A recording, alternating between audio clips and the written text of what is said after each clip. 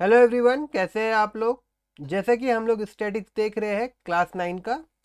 तो हम लोगों ने अभी तक ये सारा चीज़ देख लिया है कि स्टैटिक्स होता क्या है, आपका डाटा क्या होता है। कलेक्शन ऑफ डाटा जो होता है वो दो प्रकार का होता है, प्राइमरी डाटा और सेकेंडरी डाटा। इसको भी हम लोगों ने समझ लिया है। और आज के क्लास में हम लोग देखने वाले हैं प्रेजेंटेशन ऑफ डाटा। मतलब डाटा सिर्फ कलेक्ट कर लेने से तो नहीं होगा ना, उसको प्रेजेंटेशन करना होगा, टेबुलर फॉर्म में डाटा को सजाना होगा। ठीक है, अलग अलग तरीका से जैसे दिया गया है उस प्रकार से डाटा को हम लोग क्या करेंगे, सही तरीका से सजा के हम लोग प्रेजेंट करेंगे। तो प्रेजेंटेशन ऑफ डाटा में सबसे पहले देखिए, यहाँ पे मैंने एक एग्जांपल लिया है। पहले इसको मैं समझाता हूँ आपको कि यहाँ पे अभी जो रखा गया डाटा है ना, ये कलेक्शन है, मार्क है, मार्क ऑफ 10/10 स्टूडेंट। मतलब कि 10 बच्चों से मैंने मार्क पूछा। पहला वाला बच्चा बताया, बोला कि भैया मेरा तो 55 आया था। दूसरा बोला मेरा 36 आया था। फिर उसी प्रकार से एक जन बोला 95, 73, 60, 42, 25, 78, 75, 62। तो जैसा उन्होंने बताया मैंने एज इट इज वैसा का वैसा यहाँ पे नंबर लिख दिया। ठीक है, तो जिस रूप में डाटा को हम लोग कलेक्ट करते हैं उसी रूप में डाटा को जो लिखा जाता है उसको हम कहते हैं रो डाटा।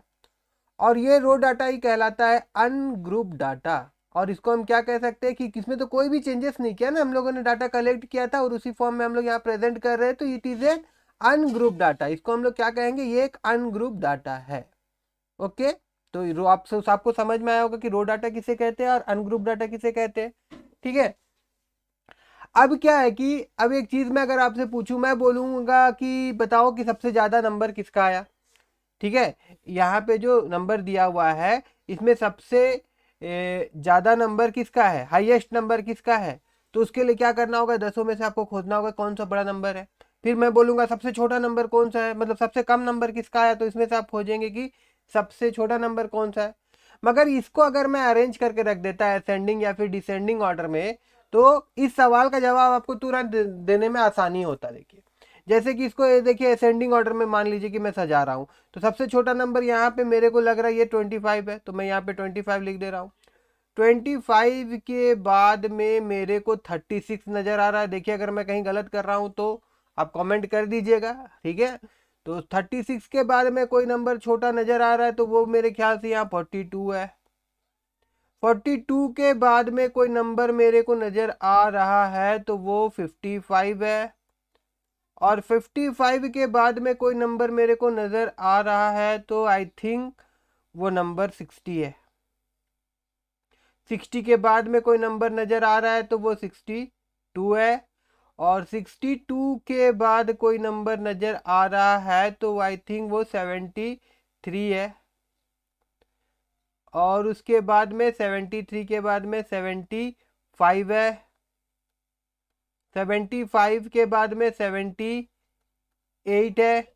और 78 के बाद में 95 है। तो आप देखिए असेंडिंग ऑर्डर में सजा दिया मैंने इसको, तो आप झट से बोल सकते हैं कि ये सबसे कम मार्क 25 आया था किसी बच्चे का और सबसे ज्यादा मार्क क्या आया था, 95 आया था। ठीक है, और एक चीज मैं आपको यहाँ पे बता दूं कि भैया होता क्या है कि रेंज ऑफ द डाटा पूछा जाता है। तो अब रेंज ऑफ द डाटा हम किसको कहेंगे, तो देखिए the difference between highest and the lowest value in the data. इसका मतलब है highest value, what is the highest value of the given data, 95। and what is the lowest value of the given data, 25. that means the difference between highest value and lowest value क्या होगा भैया, यहाँ तो मेरे ख्याल से 0 आ जा रहा, 5 से 5 जाएगा तो 0, और आपका 9 में से 2 जाएगा तो 7। तो अब देखिए, अब हम लोग यहाँ पे क्या देख रहे हैं कि हम लोगों को 30 स्टूडेंट का मार्क मिला। इससे पहले हम लोग क्या देखे थे कि हम लोगों को 10 बच्चों का मार्क लिखा था, तो उसको हम लोग अलग तरीका से हम लोग सजाए थे। ठीक है, और इसको हम लोग अलग तरीका से सजाएंगे और ये कुछ इस प्रकार से हम लोग इसको सजाएंगे। ये किस प्रकार से सजाया गया है मैं आपको समझाऊंगा। मगर ये भी जो हम लोग देख रहे हैं, it is also an ungroup frequency distribution table. इसको भी हम क्या बोलेंगे कि ये भी भैया अनग्रुप्ड है। ठीक है, ये ग्रुप नहीं है, ग्रुप हम लोग देखेंगे। ठीक है, ये भी आपका अनग्रुप फ्रीक्वेंसी डिस्ट्रीब्यूशन टेबल है। इसमें क्या किया गया है देखिए, यहाँ पे क्या किया गया है कि जो यहाँ पे नंबर्स है ना, जो बच्चों को नंबर्स मिला है वो मिला है 1 से लेके 100 के बीच में, ठीक है, 100 से लेके 100 के बीच में। तो यहाँ पे मैंने क्या कर दिया, देखिए यहाँ पे मैंने 10 लिखा, 20 लिखा, 36 लिखा, 40 लिखा, मतलब यहीं से नंबर्स ले लिया, देखिए 10, 20, 36 इस प्रकार से। और उसके बाद मैंने यहाँ पे देखा कि भैया 10 कितना बार रिपीटेड है, एक बार ही आया है, मतलब कितने बच्चों का 10 मार्क आया तो एक बच्चों का आया है, 20 मार्क कितने बच्चों का आया है तो एक बच्चे का आया है, 50 मार्क कितने बच्चों का आया है तो देखिए इसका सीधा सीधा में क्या लिखा हुआ है, 50 मार्क का सीधा सीधा में आपका 3 है तो 3 बच्चों का आया है। तो इस चीज को हम फ्रीक्वेंसी कहते हैं, इस चीज को हम क्या कहते हैं, फ्रीक्वेंसी। मतलब मान लीजिए कि 4 बच्चों का मार्क 70 आया है, 4 बच्चों का मार्क कितना आया है, 70 आया है, तो मैं इसको कह सकता हूं the frequency of 70 mark is 4। मैं क्या कह सकता हूं, the frequency of 70 mark is 4। और इसी प्रकार से यहाँ पे नंबर्स को दे दिए हम लोग, और यहाँ पे काउंट करके यहाँ हम लोग लिख दिए कि भाई कौन सा नंबर कितना बार रिपीटेड हुआ है, और इस चीज को हम कहेंगे फ्रीक्वेंसी, इस चीज को हम क्या कहेंगे, फ्रीक्वेंसी। और ये जो प्रेजेंटेशन है टेबल का, इसको हम कहेंगे अनग्रुप फ्रीक्वेंसी डिस्ट्रीब्यूशन टेबल, ठीक है। अब देखिए यहाँ पे जो हमारे पास डाटा है ये थोड़ा डिफिकल्ट है, ठीक है। मतलब यहाँ पे क्या बोला गया है, आपके बुक का ही एग्जांपल है, ठीक है। यहाँ पे 100 प्लांट है ना, each was planted in 100 school, मतलब 100 स्कूल में 100 गाछ लगाया गया, ठीक है, ड्यूरिंग वन महाउत्सव। आफ्टर 1 मंथ, एक महीने के बाद क्या हुआ कि जो प्लांट्स था कितना बचा गया, बचा मतलब 100 लगाया गया था लेकिन बचा कितना प्लांट, उगा कितना प्लांट, उसका कैलकुलेशन यहाँ पे दिया गया है। तो 100 स्कूल का डाटा है और नंबर ऑफ प्लांट जो बच गया, जो उगा फला, उसका बारे में यहाँ पे दिया हुआ है। तो अब इस तरह का जो डाटा है, अब इसको हम लोग अगर प्रीवियस में जिस प्रकार से हम लोग प्रेजेंट कर रहे थे उस तरह से इसको करेंगे तो हम लोगों को बहुत दिक्कत होगा, है ना, इसको प्रेजेंट करने के लिए। और मान लीजिए तो 100 है, इससे ज्यादा भी डाटा हम लोगों को मिलते हुए जाएगा, है ना। तो इसके लिए क्या हुआ कि और एक तरीका हम लोग यूज किए इसको प्रेजेंट करने का, और इस चीज को हमने कहा भैया ग्रुप फ्रीक्वेंसी डिस्ट्रीब्यूशन टेबल। और इसको ग्रुप फ्रीक्वेंसी डिस्ट्रीब्यूशन टेबल कहने का तात्पर्य यह था, यहाँ पे देखिए हम लोग ग्रुप कर दे रहे कुछ नंबर को, मतलब 20 से 29 को एक ग्रुप में डाल दिए, 30 को 39 का एक ग्रुप कर दिए, और यहाँ 40 से 49 को एक ग्रुप कर दिए, 50 से 59 का एक ग्रुप कर दिए, 60 से 69 का एक ग्रुप कर दिए, 70 से 79 का एक ग्रुप कर दिए, 80 से 89 का एक ग्रुप कर दिए, 90 से 99 का एक ग्रुप कर दिए, ठीक है। और ये ग्रुप करने का तरीका क्या होता है कि बहुत सारा क्वेश्चन में तो दिया हुआ रहता है कि कहाँ से कहाँ तक आपको लेना है, मगर ऐसे देखिए यहाँ पे सबसे छोटा नंबर जो होगा उसको देखा जाएगा क्योंकि किसका नियरेस्ट है, और सबसे बड़ा नंबर कहाँ तक आया है वो देखा गया, ठीक है। और उसके अंदर यहाँ पे इसको हम लोग ग्रुप कर दिए, और ये जो ग्रुप किए हैं इसको हम लोग क्या बोलेंगे, this grouping are called classes. इसको हम लोग क्या कहेंगे, ये जो हम लोग ग्रुप किए हैं इसको हम लोग कहेंगे क्लासेस, ठीक है। और इसी चीज को हम लोग क्या कह सकते हैं, क्लास इंटरवल, इसी चीज को हम क्या कहेंगे, और एक नाम इसका क्या हो जाएगा, क्लास इंटरवल, ठीक है। बात समझ में आ गया होगा, what is a class interval और व्हाट इज ए क्लासेस। और उसके बाद में the size of the class, the size of the class that we know class size, मतलब हर एक क्लास का एक क्लास साइज होता है, और उसको हम लोग क्लास साइज कहते हैं या फिर क्लास वाइड भी कहते हैं। और क्या होता है मैं बता देता हूँ, हर एक क्लास का मतलब जैसे देखिए यहाँ 20 से 29 के बीच का फर्क अगर मैं बोलूँ कितना है, आपको 20 से 29 का जो डिफरेंस होगा वो अगर आप देखेंगे तो ये आपका 10 है, ठीक है। और इस 10 को मैं क्या कहूंगा, सबका देखिए सबका 10 है, सबका 10 है, सबका 10 है, सबका 10 है, सबका 10 है, सबका 10 है, सबका 10 है, यहाँ पे जो फर्क आ रहा है, ठीक है। और इस चीज को हम लोग क्या कहेंगे, इस चीज को हम लोग कहेंगे क्लास विड्थ या फिर क्लास साइज, ओके।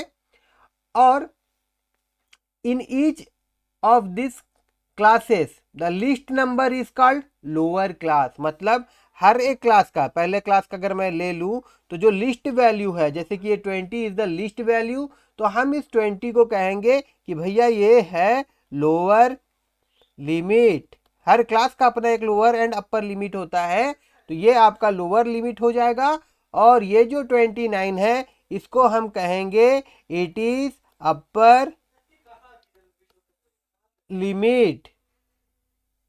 ठीक है, तो बात समझ में आया होगा आप लोगों को कि लोअर लिमिट अपर लिमिट किसको बोला जाता है। क्लास साइज क्या होता है, this is a class size, यहाँ पे मैंने जो लिखा क्लास साइज। ठीक है, और इसी को हम लोग क्या कहते हैं, क्लास वाइड, और अलग नाम भी क्या है इसका, क्लास WIDTH विथ। ठीक है, बात समझ में आया होगा। और एक चीज मैं यहाँ पे आप लोगों को दिखा देता हूं, जैसे कि इसको मैं हटा दूं, तो यहाँ पे टेलीमार्क मैंने नहीं लिखा है क्योंकि आप टेलीमार्क किए होंगे। जैसे यहाँ पे 3 है तो 3 का टेलीमार्क कैसे होगा, 1 2 3 लिखना पड़ता है। यहाँ पे 14 है तो यहाँ पे हम लोग 1 2 3 4 और 5 को ऐसे लिखेंगे, फिर 1 2 3 4 और 5 को ऐसे लिखेंगे। अब बच गया 4 तो यहाँ पे हम 1 2 3 4 लिख देंगे। इस प्रकार से हम लोग क्या करते हैं, टेलीमार्क देते हैं। तो आप सबको ग्रुप फ्रीक्वेंसी डिस्ट्रीब्यूशन टेबल भी समझ गया होगा, अनग्रुप फ्रीक्वेंसी डिस्ट्रीब्यूशन भी आप लोगों को समझ में आया होगा। ठीक है, अब आगे देखिए हम लोग क्या देखेंगे। अब देखिए ये जो ग्रुप्ड फ्रीक्वेंसी डिस्ट्रीब्यूशन टेबल होता है ना, ये दो प्रकार का होता है। एक आपका डिसकंटिन्यूअस फॉर्म में होता है, एक आपका कैसा होता है, डिसकंटिन्यूअस फॉर्म में होता है। डिसकंटिन्यूअस फॉर्म में मतलब देखिए यहाँ पे 35 था, ये छूट के यहाँ पे 36 आ गया। यहाँ 40 है तो ये छूट के यहाँ 41 आ गया। यहाँ 45 है तो ये आपका 46 हो गया। और एक होता है कंटिन्यूअस फॉर्म में, मतलब देखिए यहाँ पे छूटा क्या था, 30.5 से छूटा था, यहाँ पे 30.5 से छूट मतलब स्टार्ट हुआ है। मतलब मैं एक चीज और दिखाऊं, जैसे 1 से लेके 10 मैंने लिखा, फिर 10 से लेके मैंने यहाँ पे 20 लिखा, फिर 20 से लेके मैंने 30 लिखा, तो इट इज ए कंटिन्यूअस। ठीक है, ये कंटिन्यूअस वे में जा रहा है, कंटिन्यूअस ग्रुप्ड मैं कहूंगा, ये कंटिन्यूअस ग्रुप डाटा है। ठीक है, फ्रीक्वेंसी टेबल है। ठीक है, ऐसा हम कहेंगे। और ये जो है इसी चीज को अगर मैं ऐसे लिखता, मैं यहाँ पे लिख के दिखाता हूँ, 1 से लेके 9, उसके बाद फिर 10 से लेके 19, उसके बाद में फिर आपका 20 से लेके 29, तो इसको मैं बोलता ये डिसकंटिन्यूअस में जा रहा है, ये डिसकंटिन्यूअस में जा रहा है, ये डिसकंटिन्यूअस में जा रहा है। और ये जो है आपका ये किस में जा रहा है, दिस गोज ऑन कंटिन्यूअस। ठीक है, तो आप सबको समझ में आ गया होगा कि हम लोग किसको डिसकंटिन्यूअस बोलते हैं और किसको डिसकंटिन्यूअस किसको कंटिन्यूअस बोलते हैं। अब एक सवाल और है कि मान लीजिए कि आपके पास इस प्रकार से एक डिसकंटिन्यूअस फॉर्म में रहेगा, डिसकंटिन्यूअस फॉर्म में ग्रुप्ड फ्रीक्वेंसी टेबल अवेलेबल होगा, और आपको करना, क्वेश्चन में बोला जाएगा या आप करना चाहेंगे उसको किसमें, कंटिन्यूअस फॉर्म में करना चाहेंगे। किस में करना चाहेंगे, कंटिन्यूअस फॉर्म में करना चाहेंगे। तो आप उसको कैसे करेंगे, उसके लिए क्या करना होगा आपको, देखिए आपको ऊपर वाला का अपर लिमिट लेना होगा,